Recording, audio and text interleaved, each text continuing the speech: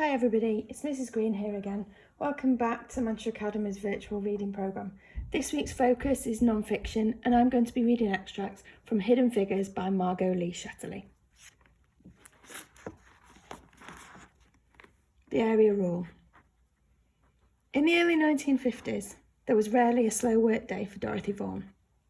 With research activity concentrated on the west side of Langley's campus, Dorothy managed a steady stream of computing jobs, dispatching incoming assignments to the women in her office and sending her computers out to various engineering groups located in the vicinity with greater frequency. Most of the work that came into West Area Computing Office originated from one of the tunnels on the west side, or from the Flight Research Division, which was located in Building 1244, the west side's new hangar. Though the east side was now smaller in size and activity than Langley's booming west side, facilities like the Spin Tunnel, a building shaped like a squat smokestack, where engineers analysed models subjected to dangerous spins, and tanks numbers 1 and 2, 3,000-foot-long channels for testing seaplanes, remained busy.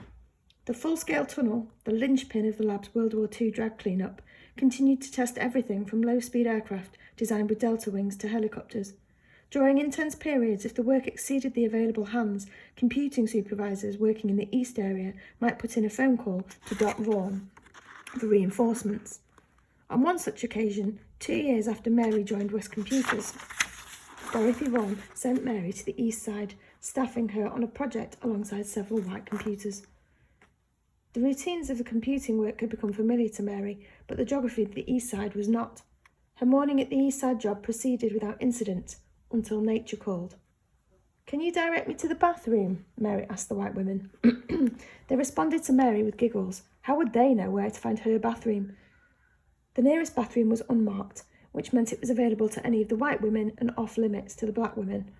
There were certainly coloured bathrooms on the east side, but with most black professionals concentrated on the west side and fewer new buildings on the east side, Mary might need a map to find them. Angry and humiliated, she stormed off on her own to find her way to her restroom. Negotiating racial boundaries was a daily fact of Negro life. Mary wasn't naive about the segregation at Langley. It was no different than anywhere in town.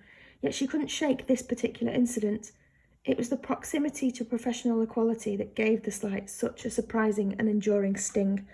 Unlike the public schools, where minuscule budgets and ramshackle facilities exposed the sham of separate but equal, the Langley employee badge supposedly gave Mary access to the same workplace as her white counterparts. Compared to the white girls, she came to the lab with as much education, if not more. She dressed each day as if she were on her way to a meeting with the president.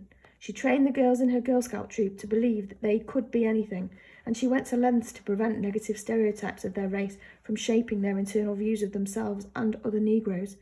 It was difficult enough to rise above the silent reminders of coloured signs on the bathroom doors and the cafeteria tables, but to be confronted with the prejudice so blatantly, there in the temple to intellectual excellence and rational thought, by something so mundane, so ridiculous, so universal as having to go to the bathroom. In the moment when the white women laughed at her, Mary had been demoted from professional mathematician to a second-class human being, reminded that she was the black girl whose piss wasn't good enough for the white pot. Still fuming as she walked back to West Computing later that day, Mary Jackson ran into Kazima Zarnecki, an assistant section head in the 4x4-foot supersonic pressure tunnel. A stocky fellow with a lantern jaw who played first base in the Langley Softball League, Kazimierz Zarnecki, friends called him Kaz, was a native of New Bedford, Massachusetts, who'd come to the laboratory in 1939 after graduating from the University of Alabama with an aeronautical engineering degree. His good nature and prodigious research output made him a well-liked, well-respected member of the laboratory staff. Before joining the 4-foot SPT, Kaz had worked as a member for the 9-inch supersonic tunnel research staff, which maintained an office in the Aircraft Loads building where West Area Computing was housed. Most blacks automatically put on a mask around whites, a veil that hid the dead weight of social degradation that scholar W.E.B. Du Bois gave voice to so eloquently in Souls of the Black Folk. The mask offered protection against the constant reminders of being at once American and the American dilemma. It obscured the anger that blacks knew could have life-changing, even life-ending, consequences if displayed openly.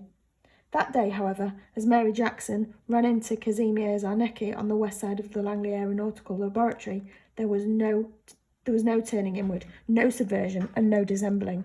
Mary Jackson let her mask slip to the ground and answered Zarnecki's greeting with a Mach 2 blowdown of frustration and resentment, letting off steam as she ranted about the insults she'd experienced on the East Side. Mary Jackson was a soft-spoken individual, but she was also forthright and unambiguous. She chose to speak to everyone around her in the same serious and direct fashion, whether they were adolescents in her Girl Scout troop or engineers in the office. Mary was also a shrewd and intuitive judge of character, an emotionally intelligent woman who paid close attention to her surroundings and the people around her. Whether her outpouring in front of Zarnecki was the spontaneous result of having reached a breaking point or something more astute, she picked the right person to vent to. What had started as one of the worst workdays Mary Jackson had ever had would end up being the turning point of her career. "Why don't you come work for me?" Zarnecki asked Mary.